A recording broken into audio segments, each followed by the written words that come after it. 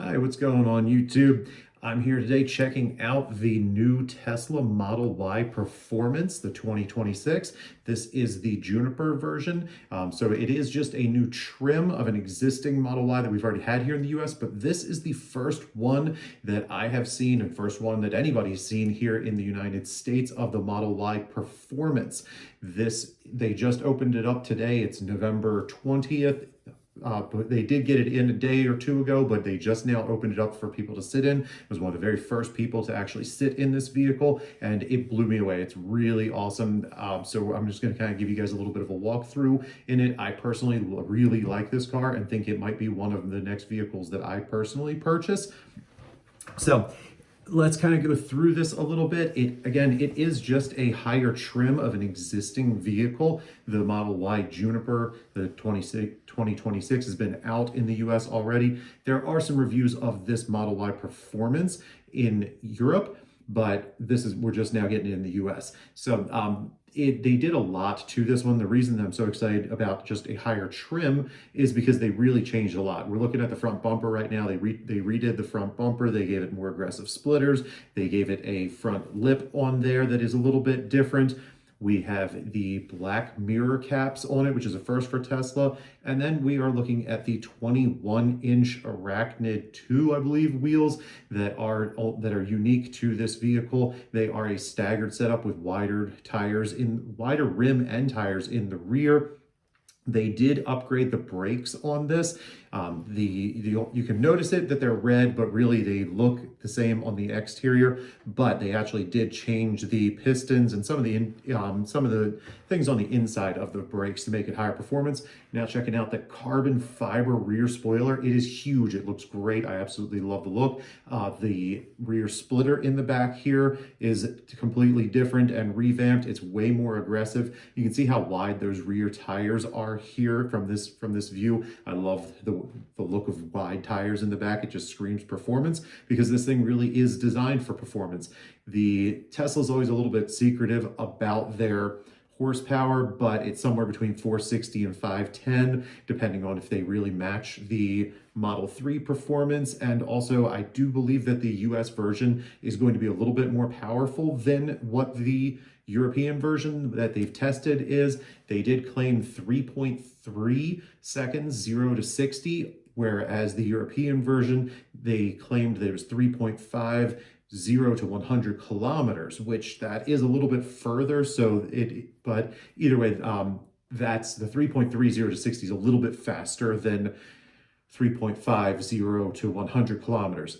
Anyway, they also gave this a new suspension system with variable dampeners, which from what the European reviews have said, that actually does allow it to go even soft. The softer mode actually is even more comfortable than the normal Model Y, and yet you can also change that over into the performance or sport mode, and it really hunkers down and makes it nice and tight and sporty to drive.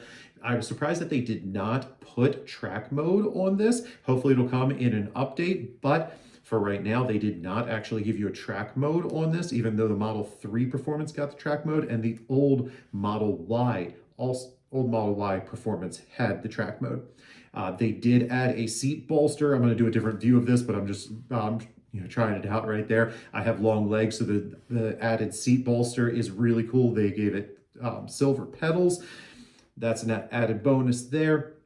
This screen in the center is up from the same generation, but just not the performance trim of the Model Y. Has a 15.4-inch screen. This is a 16-inch screen. Not a huge change in the size, but it does look a little crisper. It's got a smaller bezel around the outside, and it is higher definition. So this screen actually has 80% more pixels than the previous screen. It is really snappy. Apparently it's supposed to be even more responsive, but if you're using the other one, you probably wouldn't have noticed that it wasn't responsive. But this one's just fantastic. It, in true Tesla fashion, it just does everything right, moves. It's all intuitive. You can kind of navigate around as you please in there.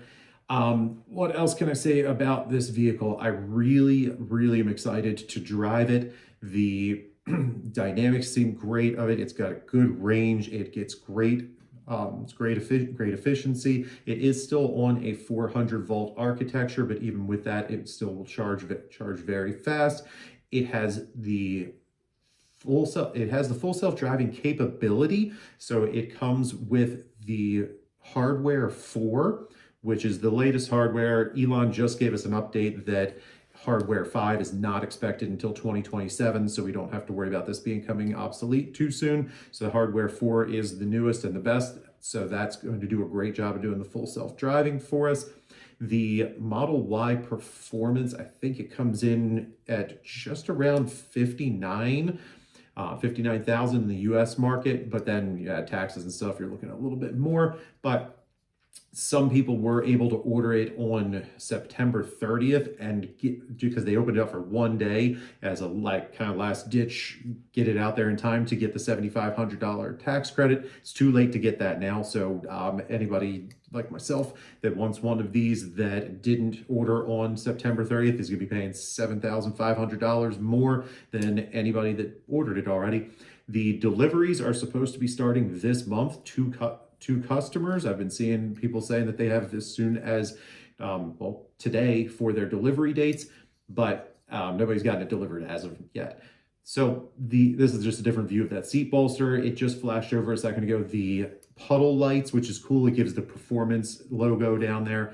I really love these seat bolsters. I think it's cool. This one has the white interior, just 2 interior colors options. One is white, one is black. I actually do like the black better after checking this out. One of the things I hadn't been able to tell is that the side of the door, it's white there. I couldn't tell whether that was from other videos, whether that was Alcantara or leather. In the white, it's leather. In the black, it's Alcantara. And I think the Alcantara really just makes the difference there.